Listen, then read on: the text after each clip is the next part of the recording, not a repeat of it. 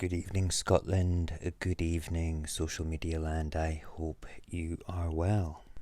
Over the past couple of weeks, I've been trying to finish some videos for YouTube and make one for tonight that kind of talked about the whole aspect of voting and your second vote, the DeHont system, the environment that we're living in between SNP 1 and 2, Alapa, and the Greens all for your second vote, but I couldn't actually bring myself to posting them because I don't think that it's fair. So I've decided just to do a little voiceover chit chat just now, and I'll stick that on YouTube, but it's mostly for Instagram and how I really feel about the election and the things that people have been saying across social media from all parties. Let me start by saying that your vote is a personal thing. Nobody can tell you how to vote. They can try and persuade you, but when you go to the polling station or when you put your cross on the box of a postal vote, it's yours. You own it. It's your decision that you have made on the back of everything that you've personally researched, or if you've not researched, that you've listened to other people, or if you've not listened to other people and you've just gone on rumours. It doesn't matter. It's your vote. It's how you feel at this particular snapshot in time. So own it and be prepared to be responsible for your vote as well, because just because you vote one way and somebody votes another way doesn't mean that you're right and they're wrong. It means that they have just voted differently. When I say own your vote and be responsible for it, I'm specifically talking to independent supporters, not to people that will vote Conservative, Liberal Democrat or Labour, or even George the Cat's party, whatever they're called, right? I'm not interested in unionists. I'm only interested in independent supporters. We all have the same goal. We just have different visions of how to get there. And at the end of the day, we are one team, one family, regardless of what you feel or like or dislike about the other faction. We're a rebel alliance, so to say. We are pushing our beliefs to make a better Scotland, and some people believe that one party is wrong, another one believes that another party is more toxic, and I believe that there's really toxic elements in every one of the parties. This may offend some people, so I apologise in advance, but you have to understand that nobody is perfect. We have extremists in all the parties that shout really loudly and can be offensive about women's rights, trans rights, hate bills, all the rest of it. And they kind of encompass the negativity of the Yes campaign. They think that they're being positive, but they really aren't. I believe that Alapa could be a great asset to the Yes movement. I'm not going to vote for them, okay, purely because it's a personal choice. But I believe that with the right leadership and the right direction, and now that they've had this high level of publicity, that, they could be something special if they work together with the SNP and the SNP were to work with them. But right now, the leadership structure is not going to allow that. And it's the leadership structure on both sides of the fence. There is too much water under the bridge to go back upstream and try and fix things, I believe. Not to mention as well that Alapa is not polling really much higher than about 4%. And if they don't reach the 5%, that's the threshold where your votes start to count.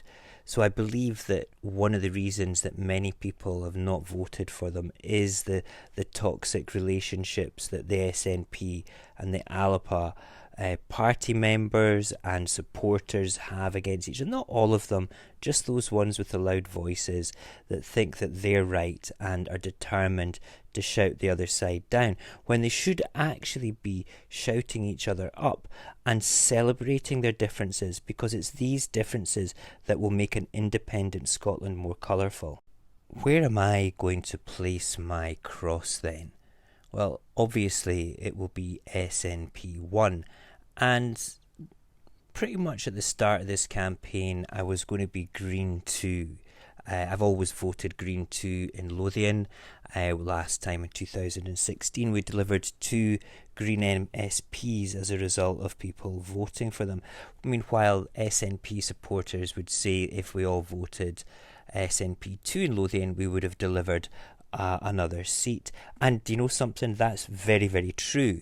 And that's what kind of persuaded me to think, maybe I should be voting SNP2 for Lothian as well to try and get that extra seat. The arithmetic is right. If we all voted SNP2 in Lothian in 2016, it would have definitely delivered one more seat. I firmly believe that because I've done the numbers all by myself as well. But that's not the case all over Scotland. I'm not going to sit here and destroy my party's SNP 1 and 2 vote strategy. It's a case of like 1 or 2 more seats will and could make the difference between an SNP majority and not a majority. And I understand that tactical way of wanting to spend many, many votes on a couple of seats on the list because it could make a big difference. Having an SNP majority government when we shouldn't really have any majority government in Scotland is a big deal, a massive deal, and it puts intense pressure on the unionist parties down in Westminster, especially the Conservative Party, to actually prick up their ears and listen to the people of Scotland that this is what we want, this is what we've voted for, and this is what we're going to get. I mean, there's so many more people now voting for the SNP compared to before. Consider the other regions as well, where, for instance, in Glasgow last time they got 9 seats in the constituency plus 1 on the d'Hondt system, so they're over 100,000 votes on the list was divided by 10 straight away. They never reached the potential of getting a seat, and I don't think they would have, even if they if the votes translated from the constituency votes into the list. If everybody voted SNP 1 and 2, they would have still needed more votes on the list than what was contained within the constituency to actually get that. It's not on vote share and it's not on percentages. That is not how the d'Hondt system works. It's actually on the votes itself. So it would have been nigh on impossible for that to happen. But this is different in the Highlands and Islands and the south of Scotland, where SNP 1 and 2 will probably work. This time round, you're going to have to consider whether your second vote is going to be for the political strategy to try and squeeze another seat out of the regional vote for the SNP, or it's going to be placed beside a second independence party like the Greens or Alapa to push unionists out. And if you're going for that political strategy with the SNP, your conscience is safe, you're back in your party, and that's cool, even if they don't get the seats that you would want. But you can't go blaming the people that vote Green or Alapa that it's their fault that they didn't get wrong. You have to sit down and look at the votes and see, well, would that have actually worked?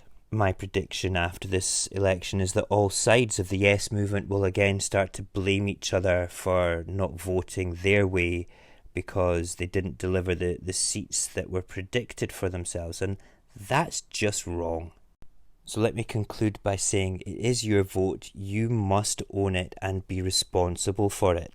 You can't go blaming other people if your strategy does not work. It is not their fault that they don't believe in the same path that you do. Again, that's just for the independence parties, not the moronic unionist parties. Remember, we are one movement with one goal, which is independence. What comes after independence will be the colourful Scotland that we want, that we love, the nuclear-free Scotland, the socially just Scotland. But we have to get there first, and the only way we can get there is to work together. And the shouty toxic people will probably not want to play in the same team and make it very difficult to be unified. So get out and vote. We need a big turnout. Remember, every indie party has the same goal of independence. Good night and good luck.